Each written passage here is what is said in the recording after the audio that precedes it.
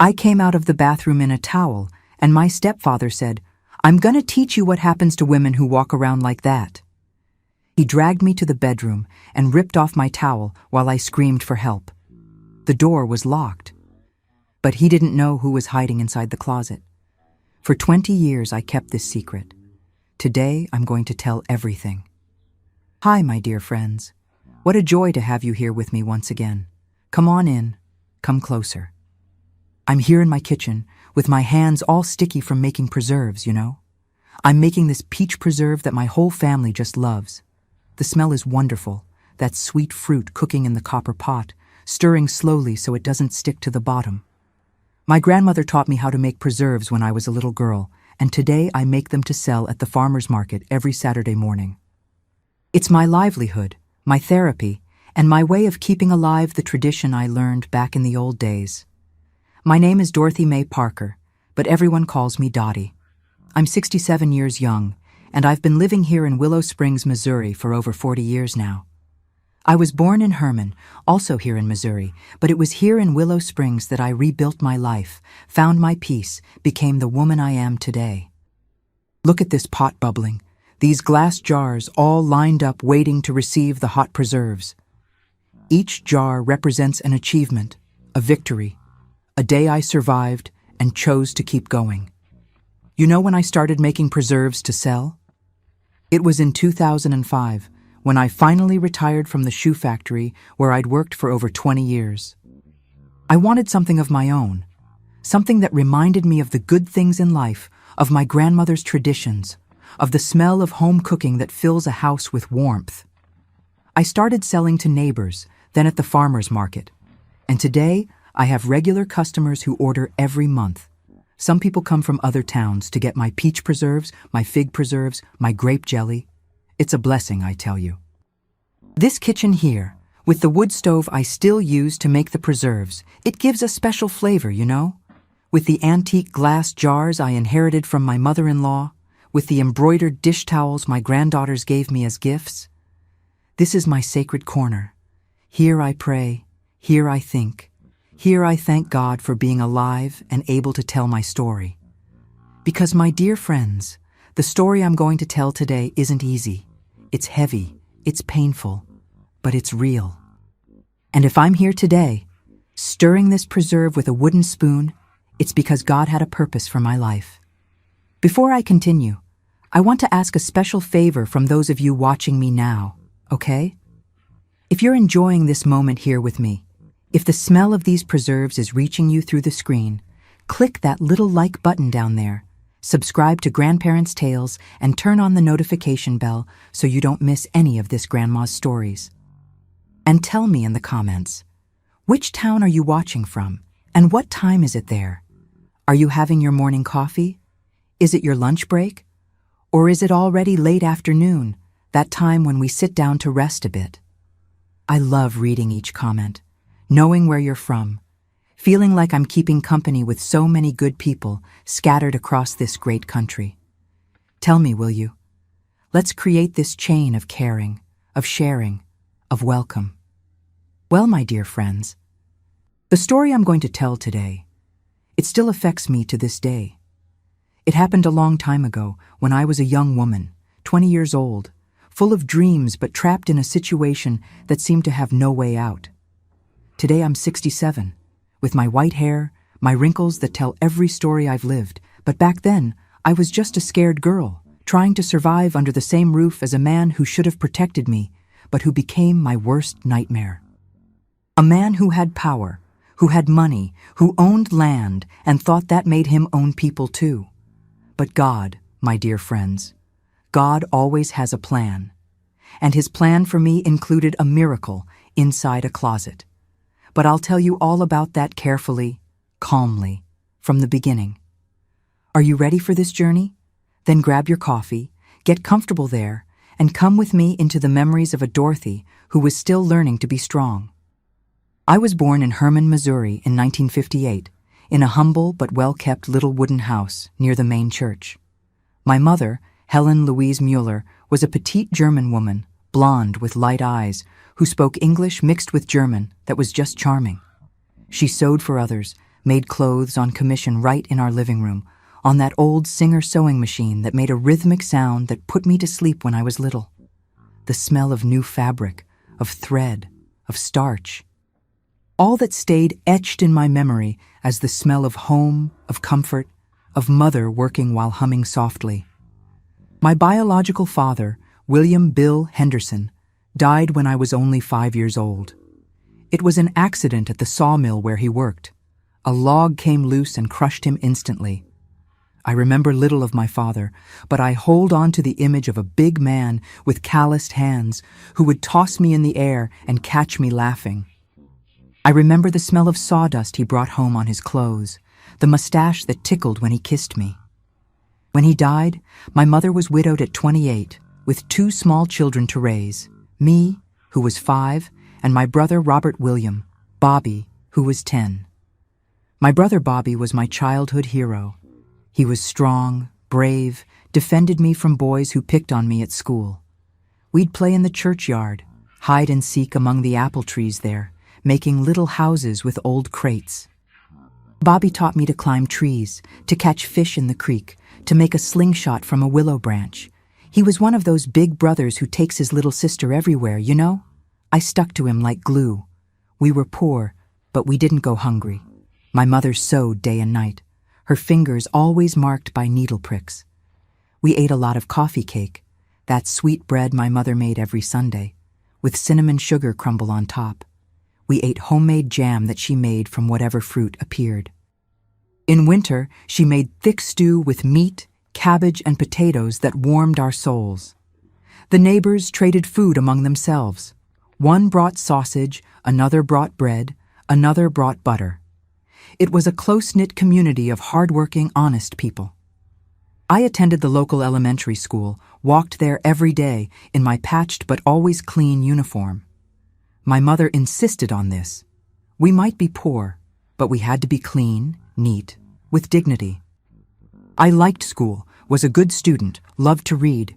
My teacher, Mrs. Hilda, always praised me, said I had a future. I dreamed of becoming a teacher too, or a nurse, something that helped people. But then, when I was 8 years old in 1966, everything changed. My mother met Walter James Caldwell at Sunday church service. He had come from West Virginia and had bought a large farm property on the outskirts of Herman. He was a tall, strong, dark-haired man with a thick mustache and deep voice that commanded respect. He was a widower, too, had no children, and had money, something we didn't have. He started courting my mother, brought us gifts, paid bills that were overdue, bought new clothes for me and Bobby. I remember at first I liked him. He called me Princess, brought rag dolls, brought caramel candy, took us for rides in his truck, bought ice cream in the town square. My mother seemed happy again, smiled more, had even gained a little weight. I thought, good, now we'll have a father again. Mom won't have to work so hard. In 1967, when I was 9, my mother married Walter in a simple ceremony at the church. We moved to his property, a large farm called Caldwell Ranch, about 12 miles outside town. The house was big, brick, with a porch in front and a huge backyard full of fruit trees.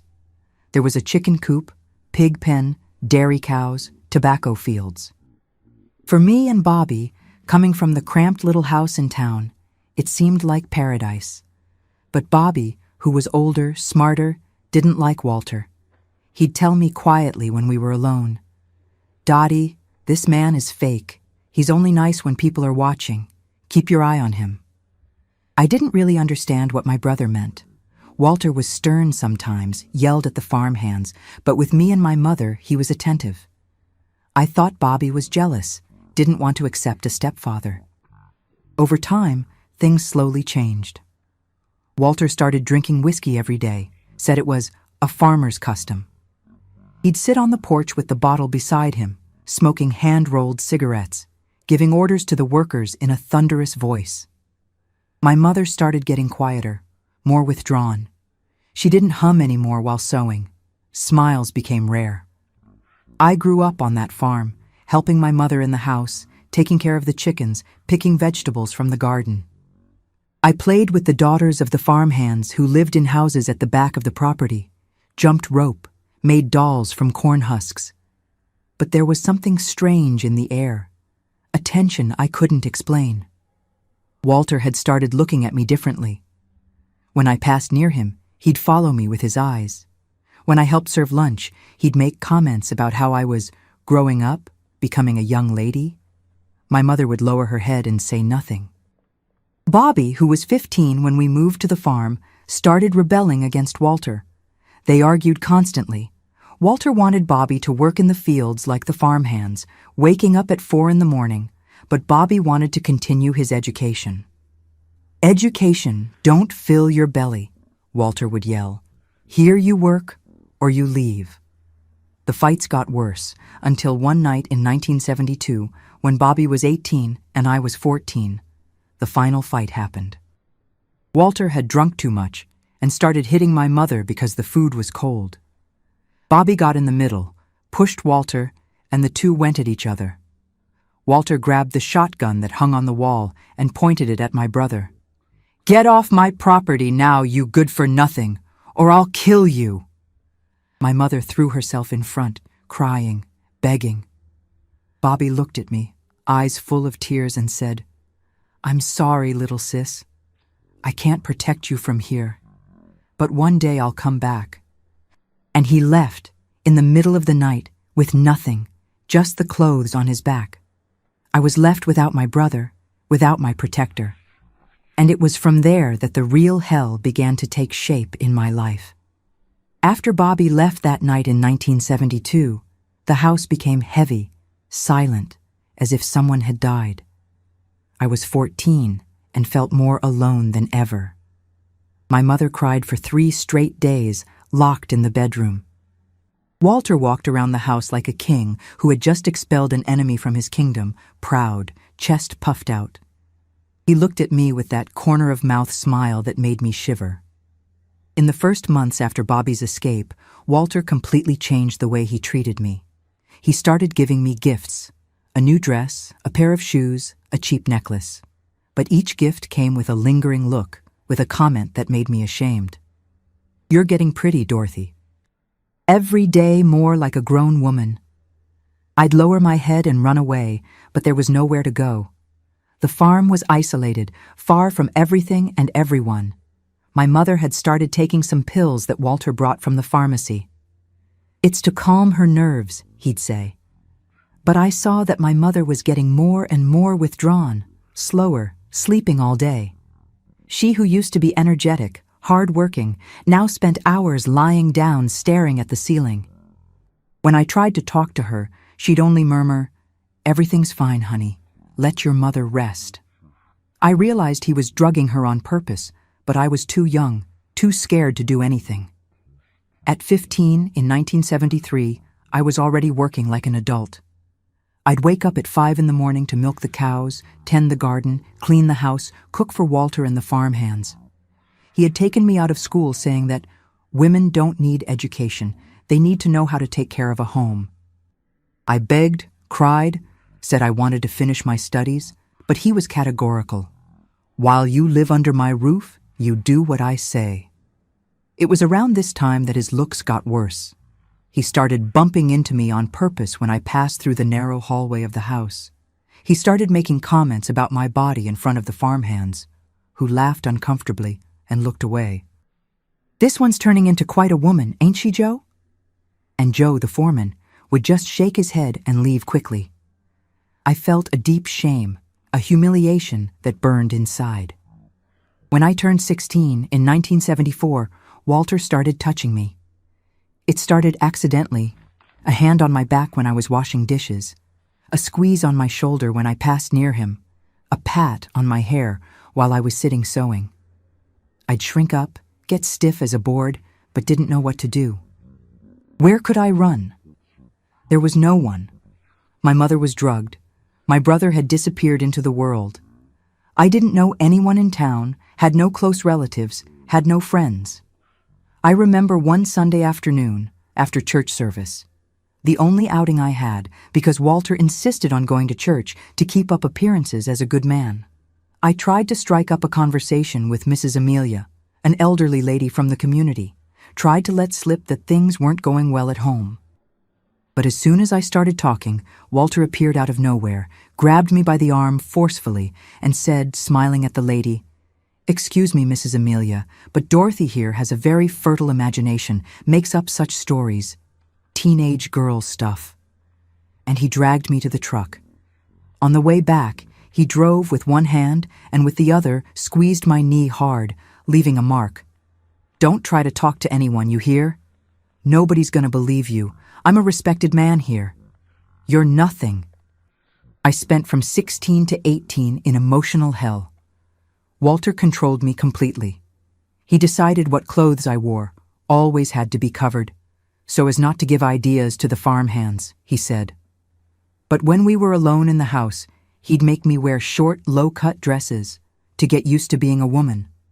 I'd die of shame, covering myself with my arms. He'd laugh in my face. He started waking me up at dawn to make coffee for him, just for the fun of seeing me scared, coming out of my room in my nightgown. He'd look me up and down while drinking his coffee, making those disgusting comments.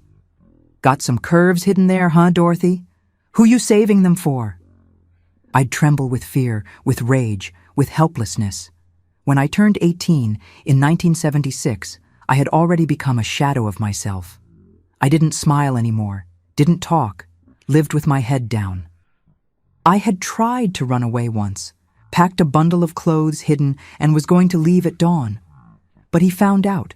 He caught me at the gate, dragged me back, locked me in my room for 3 days without food. "So you learn that you don't leave here. You're mine. I raised you, gave you a roof, food. You owe me respect and obedience." My mother, when she was lucid, a rare thing, would look at me with eyes full of sadness, but did nothing. She was afraid of him too. He controlled the money, her pills, everything. We were 2 prisoners in that beautiful house on that apparently prosperous farm. At 19 in 1977, I had already lost all hope. I had given up trying to escape, given up asking for help. I just survived, day after day, praying to God to give me strength not to do something foolish to myself. Because there were nights, my dear friends, when I looked at the well in the backyard and thought, it would be easier to end all this. But something inside me, a tiny voice said, "Hold on, Dorothy. Hold on a little longer. Your story can't end like this." Walter had started making increasingly direct, increasingly frightening insinuations. He said I was already a grown woman, that the time had come for me to learn certain things. My heart would race when he talked like that. I knew something very bad was about to happen. I could feel it in the air, like when the sky gets heavy before a storm. And it was on a hot afternoon in March 1978, 3 months after my 20th birthday, that the storm finally broke over me. March 1978. I had just turned 20. It was a suffocatingly hot afternoon, that humid Missouri heat that sticks to your skin and gives no relief. The water pump on the farm had burned out that morning, and we were without running water. I needed to take a bath because I had spent the whole day working in the garden, covered in dirt, sweaty, exhausted. Walter had set up a place in the backyard, enclosed with a tarp, where you could take a bucket bath using water from the cistern. I waited for everyone to turn in. The farmhands had already left. My mother was lying down drugged as always. I thought I was safe. I grabbed my towel, went into that little tarp enclosure, and took a quick bath with the cold cistern water, soaping up hurriedly, always with that fear in my chest, that feeling that someone was watching me. When I finished, I wrapped myself in the towel and ran barefoot across the grass toward the back door of the house. But when I got to the kitchen, he was there. Walter, sitting in the chair near the table, with a half-empty bottle of whiskey in front of him, and that look I knew well, the look of someone who had drunk enough to lose what little shame he had left. He looked me up and down slowly, as if he were undressing my soul along with my body that was only covered by the wet towel. I tried to pass quickly, head down, but he jumped up and blocked my way. His large body filled the narrow hallway. I took a step back, clutching the towel to my chest. "Where do you think you're going, Dorothy?" His voice was slurred, dragging, dangerous. "I'm going to get dressed, Mr. Walter. Excuse me." "Excuse me?" He gave a low, sinister laugh. "You're walking around the house almost naked, and you want me to excuse you? You trying to show off your body to the farmhands? Is that it? You're provoking them, you little tramp?" "No, sir. I just took a bath. Shut your mouth." He lunged forward and grabbed me by the arm with brutal force. I felt right away it would bruise. "You think I'm a fool? You think I don't see how you're swaying around, calling attention to yourself?" "I don't do any of that. Please let me go." But he didn't let go. He pulled me violently, dragging me down the hallway. I tried to break free, but it was useless. He was strong and I was barefoot, wet, slipping on the wooden floor. I screamed for my mother, but I knew it was useless. She was knocked out in the back bedroom, in her world of pills and forgetfulness. "I'm going to teach you what happens to women who walk around like that." He growled near my ear, and the smell of whiskey made me nauseous. He dragged me to the master bedroom, his and my mother's room. I struggled, kicked my legs, tried to grab onto the doorframe, but it was useless. He threw me inside and locked the door with the key, putting it in his pants pocket. I fell on the bed, trying to cover myself better with the towel, but he came at me and pulled the fabric violently. The towel came off, and I was there, trying to cover myself with my hands, with the sheet, crying, begging. "Please don't. For the love of God, don't." "God?" He laughed. "God ain't here, Dorothy. It's just me, you, and the truth you always knew. You belong to me. I raised you. I supported you. Now you're going to pay me back." He started taking off his belt slowly, with a crooked smile on his face. I felt the world collapse. I felt my life was going to end there, in that room, in the hands of that monster who had passed himself off as a protector all those years. "No use screaming, princess." He said princess with so much venom that the word hurt more than a slap. "Here on the farm, nobody hears. Nobody's coming to save you. Today, you become a real woman. My way." He approached, climbing on the bed, and I shrank back against the headboard, trying to make myself small, disappear. He pinned both my wrists with just one hand, the big, calloused, strong hand. With the other hand, he started to... I closed my eyes tight, praying, asking for a miracle. "God, if you exist, get me out of here. Get me out of here. Get me out of here." And then, at the exact moment when I thought all was lost, something happened that I could never have imagined. The closet.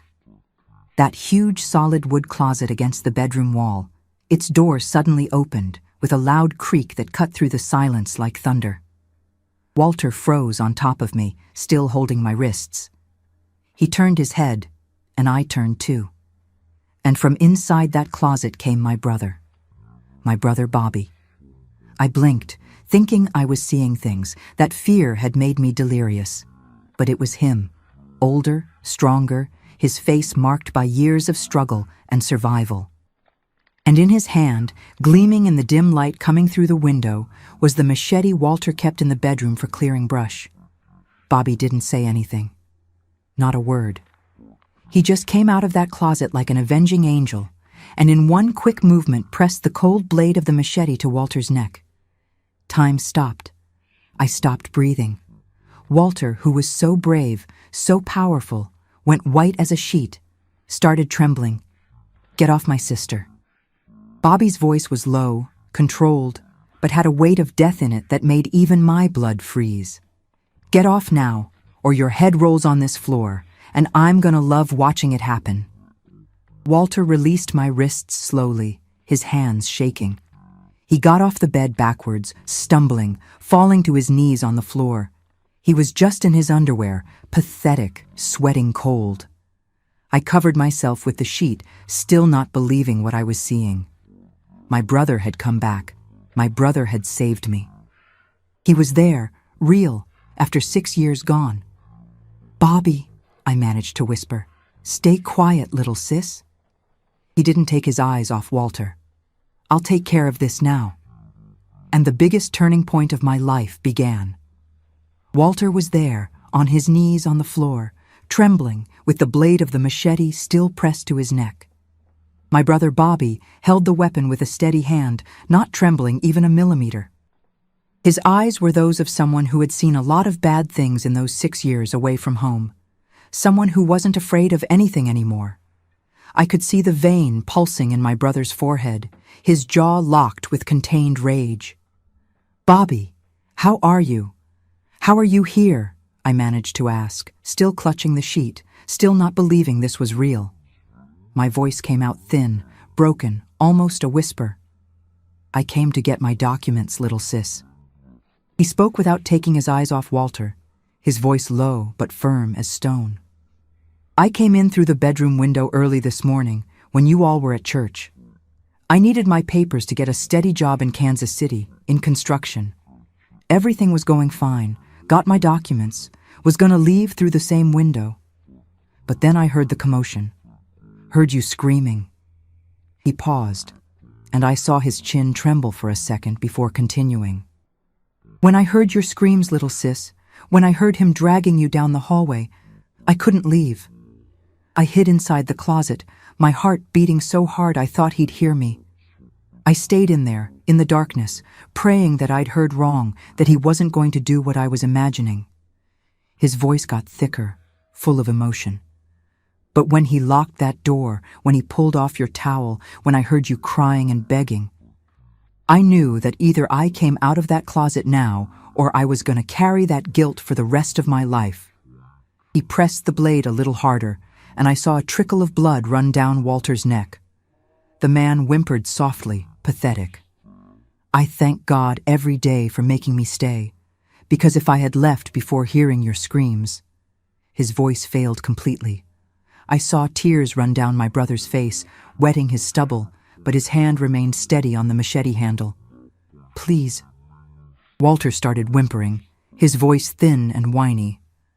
"Bobby, son, I was drunk. I wasn't going to do anything bad. I was just playing with the girl, just wanted to scare her a little, teach her respect." "Playing?" Bobby gave a shout so loud I jumped, startled. "You call that playing, you goddamn demon? You call ripping off my sister's towel playing, pinning her on the bed? That's playing to you?" Walter tried to speak, but Bobby didn't let him. "Shut up!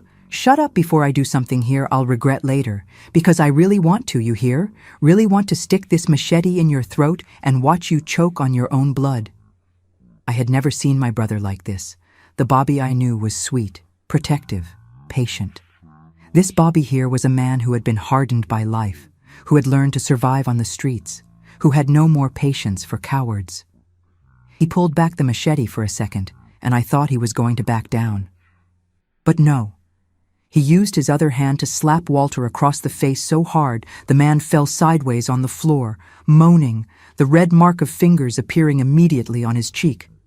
"Get up," Bobby ordered, his voice cold as ice. "Get up now and take off those filthy underwear. I want to see you naked and humiliated, just like you were going to leave my sister." "What? No, I won't."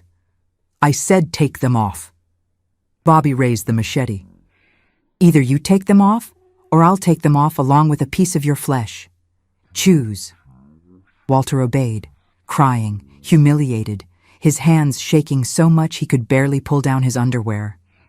He stood there, naked, curled up like a worm, trying to cover himself with his hands. All that power, all that authority, all that arrogance had vanished. He was just an old, pot-bellied, pathetic man. "Now lie face down on that bed." Bobby picked up the belt that was on the floor, the same belt Walter was going to use on me. "Lie down now, or it's going to be worse." Walter obeyed, climbing onto the bed, lying face down, trembling. Bobby tied his arms behind his back with the belt, tightening so much the man's hands turned purple. "Dorothy, leave the room." Bobby spoke without looking at me, focused on tightening the knots well. "Go get dressed, and bring a thick rope from the barn." "That one the bastard here uses to tie up cattle." I ran out, still shaking, still processing everything that had just happened. My body was in shock, wobbly legs, racing heart, cold hands. I put on the first clothes I found in my room, an old calico dress that was on the line, and ran to the barn. I grabbed the thickest rope I could find and ran back to the bedroom. When I entered again, Bobby had tied Walter up even more. He had used the curtain to tie his arms to the headboard. He took the rope from me and started tying the man's legs, very tight, making knots that looked professional. "Where did you learn to tie like that?" I asked quietly. "Worked in a meatpacking plant, little sis. You learn a lot when you need to survive." He finished tying and stood there, looking at Walter naked and tied on the bed. He took a deep breath, trying to calm down. "You're gonna stay here." Bobby spoke, his voice controlled but loaded with hatred. "You're gonna stay here thinking about what you tried to do. Thinking about how many times you harassed my sister, humiliated her, tortured her, made her feel like trash. Thinking about how you drugged her mother to have total control. Thinking about what a coward you are, a weakling, a nothing." Walter started screaming, cursing, making threats. "I'm gonna come after you. I'm gonna kill you. I know important people. You're gonna regret this." Bobby picked up a dirty sock from the floor and shoved it in his mouth as a gag, pushing it way in. "Now you stay quiet. Just like you made Dorothy stay when she tried to speak, when she tried to ask for help. Taste the forced silence, you bastard." Bobby spat on the floor, turned his back on Walter, and finally looked at me. And for the first time since he came out of the closet, his face softened. His shoulders dropped. The tears came back. "Come here, little sis." He opened his arms, and I ran to hug my brother. I broke down on his chest, cried 6 years of suffering, of loneliness, of fear, of humiliation. I cried everything I had kept inside, everything I had held back alone. And Bobby cried with me, pressing my head against his chest, stroking my hair. "Forgive me, little sis. Forgive me for leaving you here. I didn't know it was going to be this bad. If I had known, God, if I had known, I would have taken you with me that night, even without having anywhere to go. You came back," I sobbed. "You came back at the right time. God sent you back to save me. It was God who made the pump burn out, who made you come get the documents today, who hid you in that closet. It was God, Bobby. It was God, yes." He kissed my forehead. "And now God's gonna get us out of here. We need to leave now, before it gets dark. Get Mom, get your things, and let's get out of this hell once and for all." "But where are we going?" "Kansas City. I have a little room rented there, small, but it's clean, it's safe, it's ours. We'll get by with odd jobs, with honest work. The important thing is to leave here and never look back."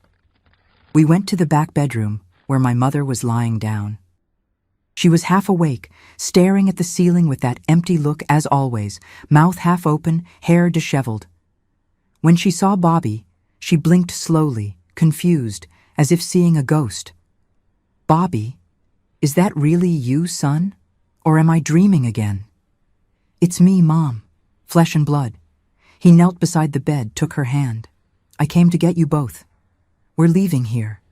"Leaving where? And Walter? He won't let—" "Forget Walter." Bobby spoke firmly, helping her sit up on the bed. "He's never going to lay another finger on you or Dorothy. I guarantee it. He's indisposed at the moment. And by the time he gets better, we'll be long gone." We gathered what little we had: old clothes, documents, the gold jewelry my mother had saved from my real father's time, hidden in the lining of an old mattress. Bobby also took about $300 he found in Walter's drawer. "It's the least he owes us," he said. Bobby had a 1968 light blue Chevy Nova parked hidden on the dirt road about 500 yards from the farm under a tree. We left through the back door, crossed the tobacco field, and reached the car as the sun was setting, painting the sky orange and purple. Before getting in the car, I looked back one last time. That big brick house, that farm that seemed like paradise when I was 9, had become my prison, my personal hell. But now I was leaving. I was free. "Don't look back, Dorothy." Bobby put his hand on my shoulder. Just look forward now. The past stays here, on this cursed land. The future is ahead, on the road. We got in the Nova. Me in the front seat, my mother still groggy in the back seat wrapped in a blanket, and Bobby behind the wheel. The car took off, raising red dust on the dirt road. My mother started crying softly, as if waking from a nightmare that had lasted years. "What's he gonna do when he gets loose?" I asked Bobby, looking in the rearview mirror, afraid of seeing Walter running after us. "He's not gonna do anything." Bobby had certainty in his voice, both hands on the wheel, focused on the bumpy road. "A coward like him doesn't chase. He's only brave with defenseless women, with weaker people. And if he's crazy enough to come after us, I'll go back and finish the job I started today. But he knows the shame of being overpowered and tied up naked by the stepson he kicked out is greater than any revenge. He'll stay quiet in his corner, afraid we'll tell everyone in town what he tried to do to his own stepdaughter." And Bobby was completely right. We learned later, months later, from an acquaintance from Herman who visited Kansas City, that Walter stayed 3 days and 3 nights tied up in that room, screaming through the gag until his voice was gone, until finally one of the farmhands found the silence of the big house strange and went looking for the boss. When they released him, dehydrated and humiliated, he made up a flimsy story about a robbery, about bandits who invaded the house. But everyone knew he was lying. The house had no sign of break-in, nothing had been stolen, and the rope marks were from someone who knew how to tie very well.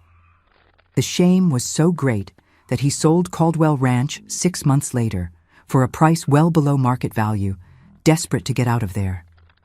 They say he went to Montana to start a new life where nobody knew his story, where nobody knew about the humiliation he had suffered. But we never heard from him again. And honestly, my dear friends, it was the best thing that could have happened. That man disappeared from our lives like smoke in the wind. That Chevy Nova trip to Kansas City, that night in March 1978, was the journey of liberation. I looked out the fogged window, watching the landscape change, watching the countryside give way to city lights, watching the cursed farm get farther and farther behind. And for the first time in 6 years, since Bobby had left, I breathed with relief. I breathed deeply, filling my chest with fresh air, with hope. I was free. We were free. And that, my dear friends, was just the beginning of a completely new life. We arrived in Kansas City when it was late at night, almost midnight. I had never seen such a big city in my life. So many lights on, even at that hour, so much movement, cars passing, people on the street. Coming from the isolated farm, all that seemed like another world. Bobby's Nova went up and down steep hills that made me afraid we'd fall off, passed through narrow streets full of old buildings, colonial-style houses, until it stopped in a narrow alley in the Westport neighborhood near downtown. The little room Bobby rented was in the back of an old 2-story house, painted faded blue, that belonged to a widowed lady named Mrs. Irma. It was a small room about 150 square feet, with a tiny bathroom shared in the hallway with 2 other tenants. It had a single bed with a thin mattress, a 2-burner rusty stove, a little old wooden table full of cigarette marks, and a small window that looked onto the overgrown backyard. It was cramped. It was simple. The wallpaper was peeling, but it was clean. And most important of all, it was ours. Nobody ordered us around there. Nobody hit, nobody yelled, nobody controlled. "You two take the bed," Bobby said, helping my mother lie down, taking off her shoes carefully. "I'll sleep on the floor, no problem. I've slept in much worse places all these years." He improvised a bed on the floor with some old blankets and a cloth pillow. That first night, none of us slept well. My mother moaned softly, moved a lot, having terrible nightmares. I stayed awake looking at the cracked ceiling, listening to the strange sounds of the big city, ambulance siren, car horn, people yelling in the street, still feeling the fear in my whole body, still hearing Walter's screams echoing in my head. But at the same time, for the first time in years, I felt something I had forgotten existed. Hope. A small, fragile hope, but alive. The first days were very difficult. were the scariest days after the escape. My mother went into withdrawal from the pills Walter gave her. We found out later, consulting a doctor at the clinic, that they were very strong sedatives, almost narcotics, the type that shouldn't even be sold without a controlled prescription. She'd sweat cold at night, soak the sheets, trembled so much her teeth chattered, vomited everything she ate, cried for hours on end without stopping, hugging herself, asking for the pills, saying she couldn't take it. It was heartbreaking. Bobby managed to schedule an appointment at a health clinic in the area, carried her in his arms because she couldn't walk properly. The doctor, a young and caring physician named Dr. Sylvia, examined her, heard the whole story, and said in that firm but gentle way, "Mrs. Helen, you were drugged for years. Your body is addicted to that garbage. But it's better to suffer 2 weeks now and be free for the rest of your life than to continue dependent on these drugs. I'm only going to prescribe a natural calming tea, and you're going to have to be very patient with her." And that's what we did. It took almost 2 months of hell, 2 months of vigil, of constant care. Bobby and I took turns staying awake at night, taking care of her when the crisis hit. We made chamomile tea, lemon balm, passion flower.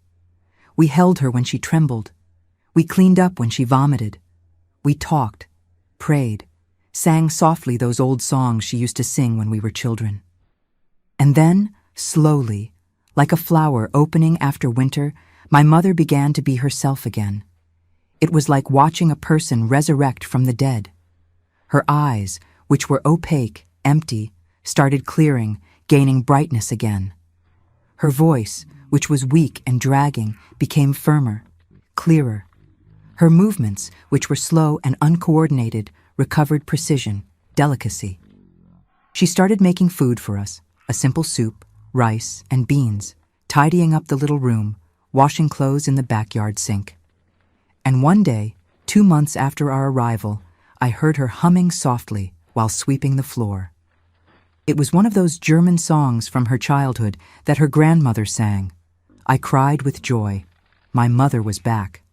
Meanwhile, I needed to work urgently. At 20, without having even finished middle school, the options were few and bad. But Bobby, who already knew the city and had contacts, took me to a large shoe factory in the northeast neighborhood, Star Footwear, where he knew Mr. Moassir, the production manager.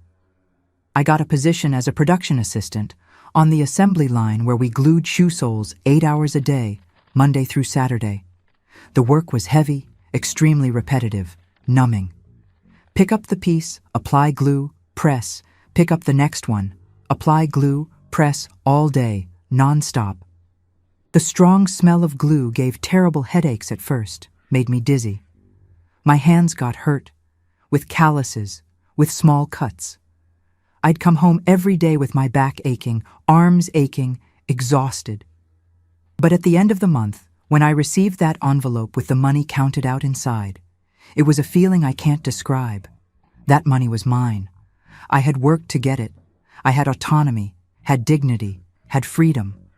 Bobby worked in construction, on heavy jobs all over the city. Carrying mortar buckets on his head, laying bricks in the hot sun, breaking down walls with a sledgehammer, doing whatever came up. He was strong, was a tireless worker, always got work. At night, when we met in the little room, tired to the bone, we'd pool our money together, do the math on paper. So much for Mrs. Irma's rent, so much for food, so much for gas, so much for electricity.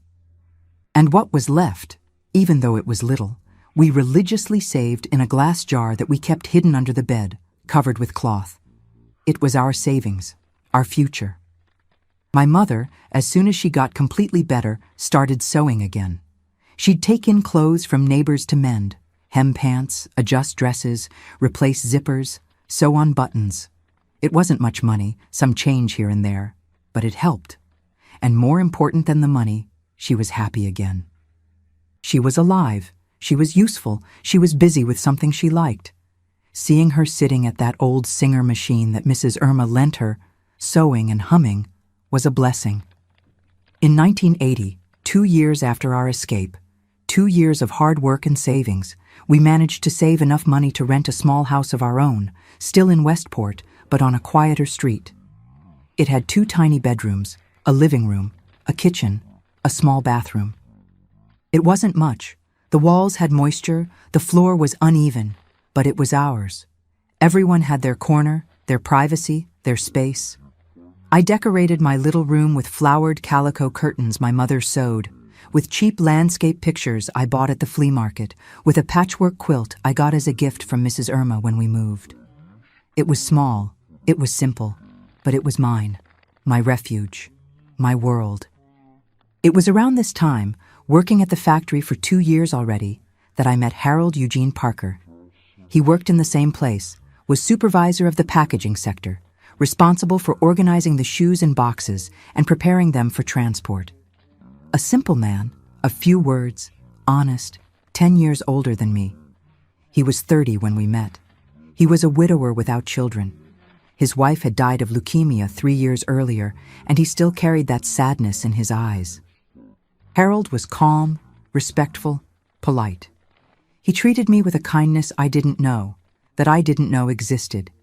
He greeted me every day with a respectful, "Good morning, Miss Dorothy." Offered help when he saw I was struggling with something. Sometimes brought a piece of cake his sister made, said it had been left over and would go bad if nobody ate it. At first, I was afraid of him. I was afraid of any man who came near. Anyone who touched me, even accidentally, I'd freeze up, my body would get rigid, my heart would race, I'd go back to Walter's room in my head. But Harold noticed this, and instead of being offended or giving up, he was patient. He went slowly. He respected my space, my time, my fear. It took almost a year before he invited me to get ice cream after work. I accepted trembling, but I went. We sat at a simple ice cream parlor on Main Street and talked about light things, about work, about the city, about the weather. He didn't ask invasive questions, didn't try to touch me, didn't do anything that made me uncomfortable. We dated 3 years before getting married. 3 years of respectful dating, of innocent outings, of conversations at the gate with my mother watching from the window. He learned my story gradually, piece by piece, as I gained courage to tell. And he never judged me, never rushed me, never made me feel dirty or wrong. He just said, "You're the strongest woman I know, Dorothy." In 1983, at 25, I married him in a simple ceremony at the courthouse, with Bobby and my mother as witnesses. There was no big party, no white dress, nothing luxurious. But there was love. There was respect. There was dignity. I moved with him to a small 2-bedroom apartment in the Brookside neighborhood, in an old but well-maintained building. Harold taught me, day after day, with infinite patience, that a real man doesn't need to yell to be heard, doesn't need to hit to be respected, doesn't need to humiliate to feel important. He treated me as an equal, as a partner. He shared household chores, washed dishes, swept the floor, hung clothes, asked my opinion on important decisions, hugged me when I had nightmares, waited for me to be ready when we were going to be intimate as a couple. It was with him that I learned what a real marriage was, based on mutual respect, companionship, genuine love. We had 3 beautiful children who were the joy of my life. Junior was born in 1984, Mariana in 1986, and Rodrigo in 1989. Each pregnancy was an unexpected blessing. Each birth was a miracle that made me cry with emotion. I looked at those tiny babies in my arms, with those closed little eyes, those perfect little hands, and thought with all my strength, "You will never go through what I went through, never. As long as I'm alive, you'll be protected, loved, respected." I raised my children with a lot of love, a lot of protection, but also teaching them to be strong, to have their own opinions, not to accept disrespect from anyone, not from strangers, not from family, not from anyone. I taught my Mariana from a young age that her body was sacred, that nobody had the right to touch her without permission, that anything strange she had to tell me immediately. I taught my boys that a real man protects those who are weaker, respects women, shares chores, Doesn't raise his voice, doesn't raise his hand. I worked at Star Footwear for 23 years of my life. I climbed the career ladder slowly, but with merit.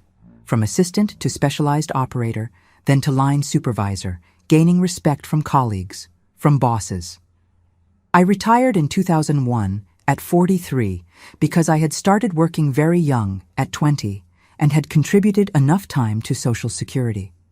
Harold retired 2 years later, in 2003, also from the factory where he had worked his whole life.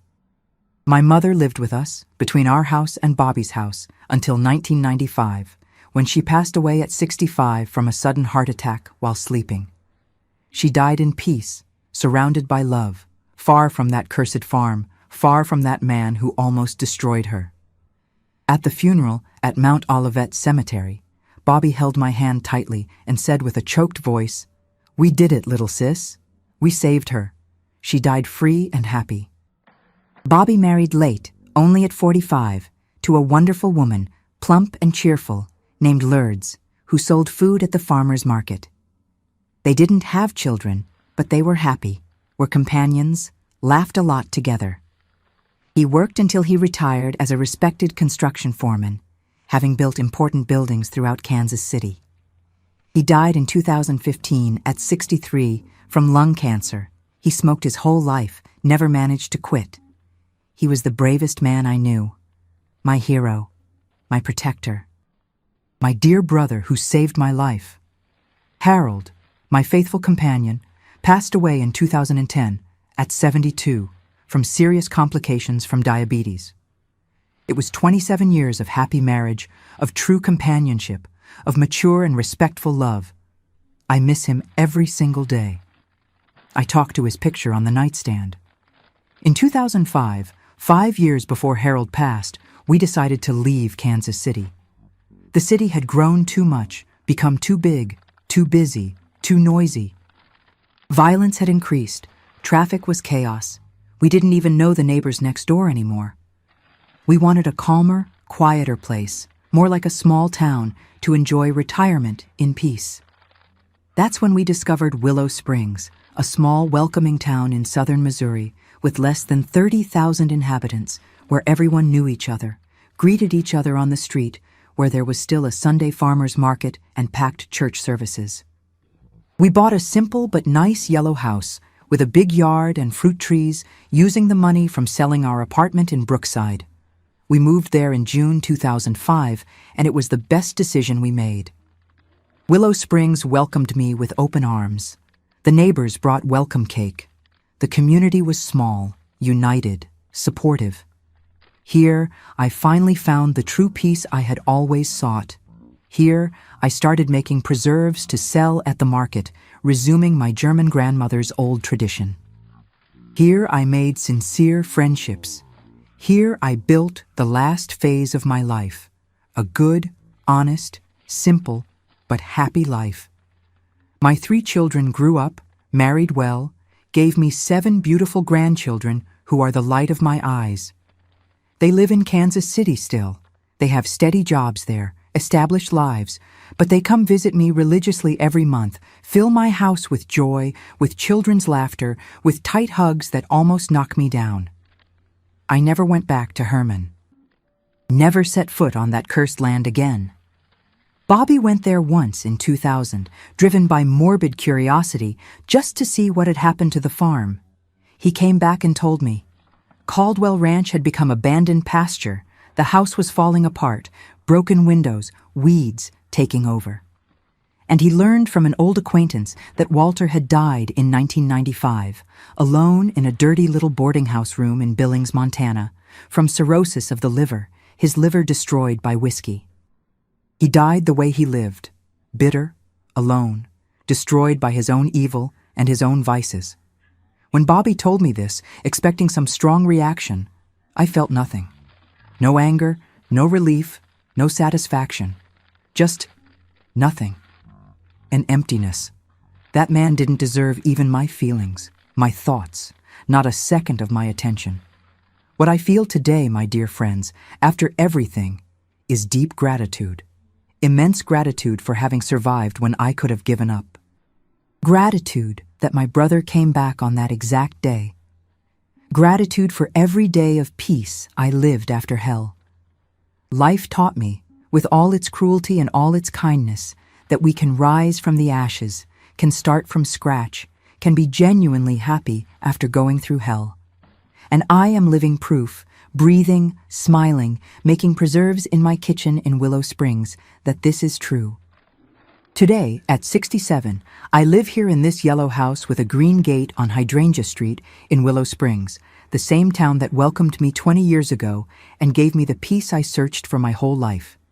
It's a small house, simple, 3 rooms, but it's mine, paid off, earned with honest work and the sweat of my brow. The backyard has an apple tree that gives sweet fruit every year, a loaded pear tree, and a well-kept garden where I plant my herbs: parsley, chives, basil, rosemary, and even some kale I use to make soup. I wake up every day at 6 in the morning, even without an alarm. My body got used to the schedule. I make my strong coffee with plenty of milk, eat a generous piece of coffee cake that I always have stored in the old metal tin, and go straight to the kitchen to start my work. Because it's here, stirring my copper pot full of cooking fruit, that I find my therapy, my purpose, my joy. The preserves I make aren't just a sweet, my dear friends. Each jar I fill is a prayer of gratitude. Each stir in the pot is a reminder that I survived, that I won, that I'm here. The sweet smell that fills the kitchen, whether peach, fig, pumpkin with coconut, quince, reminds me that life can be sweet again after so much bitterness. Every time I see those jars lined up on the table, shining with the golden syrup inside, I breathe deep and give thanks. I sell my preserves every Saturday at the farmer's market in the central square. I arrive early, at 7 in the morning, set up my simple tarp stand, and stay there until noon. The customers already know me. They know. Dottie's preserves are the best in the region. There's nothing like them. Some people come from neighboring towns just to buy. Some ladies order 10 jars at a time to give as gifts, and I, there, wrapping each little jar carefully in tissue paper, talking with each person, listening to life stories, giving advice when asked. Feel useful. Feel alive. But it's not just the preserves that fill my days. Every Tuesday morning at 9 sharp, I'm at the church for the seniors group meeting. We're about 15, all between 60 and 80 years old, and we've become a family. Mrs. Celestina, who's my neighbor and became my best friend. Mr. Arlindo, a cheerful widower who tells corny jokes but makes everyone laugh. Teresina, who crochets like me, and we exchange stitch patterns. Alciu, who plays accordion and livens up our coffee time. We do light exercise with the physical education teacher the city sends, stretching, walking, memory exercises. Then we sit in the shade of the church courtyard, each with our cup of coffee, passing it from hand to hand, catching up on life, laughing, venting. It's my support circle, my safety net. When one is sick, everyone visits. When one is sad, everyone embraces. Once a month, we organize a charity bingo to raise money for the municipal daycare that serves the town's needy children. I make sweets to sell: coconut candy, fudge, chocolate truffles, custard, and everything always sells out. I also help organize the cards, call the numbers. It feels so good to still feel useful, to know that even in old age we can contribute, can make a difference in someone's life. My 3 children visit me religiously every month. It's the day I wait for most. That makes me anxious with joy. Junior comes with Patricia and their 3 children, Peter 15, Laura 12, Felipe 8. Mariana comes with Fabio and their 2 girls, Giovanna 10, Isabella 7. And Rodrigo, my youngest, comes with Andrea and their 2 little ones, Miguel 5, Sophia 3. When they arrive, my house becomes a wonderful, noisy party. The children invade the backyard running, yelling, climb the trees, pick apples, and eat them right there, with the peel coming off in their hands. They fight over who gets to eat more fudge, who sits next to me, who helps me stir the preserves. The kitchen gets crowded, full of pots on the stove, smell of home cooking, people talking loud, laughter echoing. I set up a big solid wood table just for these moments, bought it with money from the market. It was my gift to myself. When I see that table full of people I love, of plates, of cups, of happiness, my heart overflows so much I need to go out to the backyard for a minute to cry with hidden emotion. At night, after they leave and the house returns to silence, I sit in the flowered armchair in the living room, the one I got from Mrs. Celestina when she bought a new one, and do crochet. I'm making now a blanket of colorful squares to donate at the church charity bazaar. While I do the stitch, I think about how life takes amazing turns. Who would have thought that that broken, humiliated girl who thought she'd never smile again would become this grandma surrounded by so much love? I have my simple but precious routine. I talk every day with the neighbors on the sidewalk. Mrs. Ermelinda, who lives next door, always brings a piece of her cake and takes a jar of preserves in exchange. Mr. Valdir, who lives across the street, helps me fix a dripping faucet, a burnt-out bulb, all those things I can't handle alone. The community here is like that. Nobody is left helpless. We take care of each other like family. Sunday I go to the 9 o'clock service, always sit in the same pew on the left side, third row. Then I stay talking in the courtyard with the other ladies, having a coffee the parish offers, commenting on the week's news. In the afternoon, if there's no visit from the grandchildren, I read. I discovered the pleasure of reading late, but now I read everything, novels, biographies, even gossip magazines that Celestina lends me. I sleep peacefully every night. I don't have those terrible nightmares anymore that woke me up sweating, screaming. I'm not afraid anymore of doors locking, of heavy footsteps, of a drunk man's voice. That scared Dorothy who trembled in the corner of the room died in March 1978. The Dorothy who's reborn every day when she opens her eyes is strong, a survivor, victorious. And when the sun comes through my bedroom window every morning, illuminating the pictures of Bobby, Harold, my mother on the nightstand, I smile. Because I won. I survived hell. And I built my own paradise here in this yellow house in Willow Springs. If you heard this whole story without skipping anything, I need to tell you some very important things that are burning in my chest. If you're a woman, a girl, a boy, anyone living in a situation similar to what I lived, if there's someone in your house, someone in your family, someone who should protect you but who's hurting you, controlling you, touching you in a way that makes you disgusted, afraid, ashamed, listen well to what this grandma is going to tell you now. This is not your fault. It never was. It never will be. It doesn't matter what clothes you were wearing. It doesn't matter if you came out of the bath in a towel. It doesn't matter if you provoked without meaning to.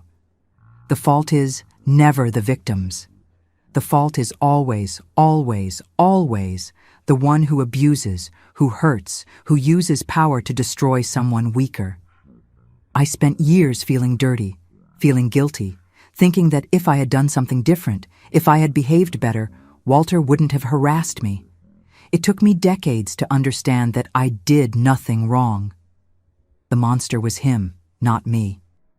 And the monster in your life is whoever hurts you, not you. Seek help now. Don't wait for it to get worse. Don't wait for the worst to happen.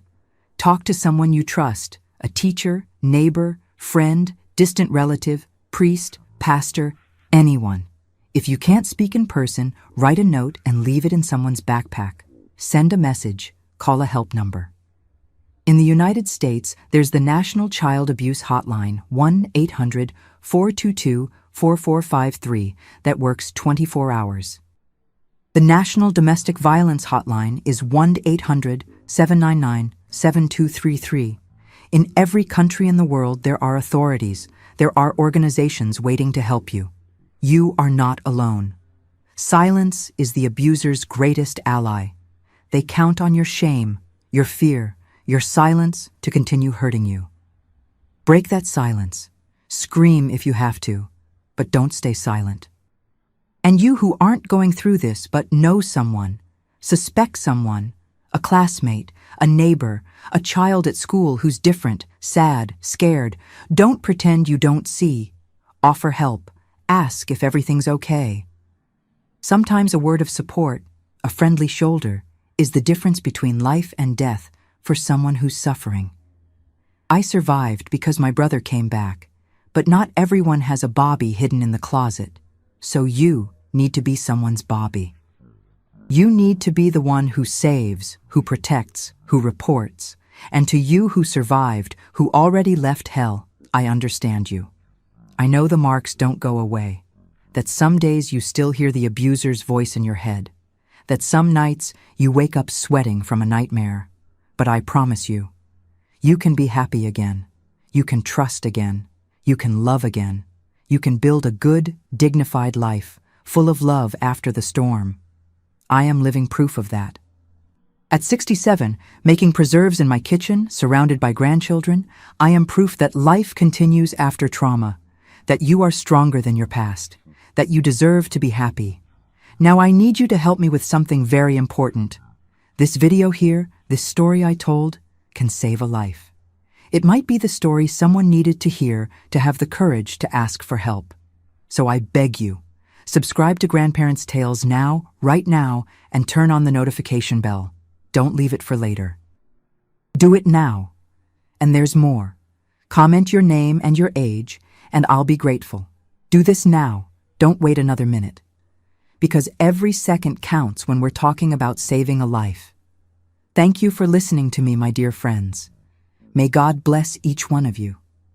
And remember, you are strong, you are brave, you are a survivor. Just like me. A kiss to all your hearts. Until the next video.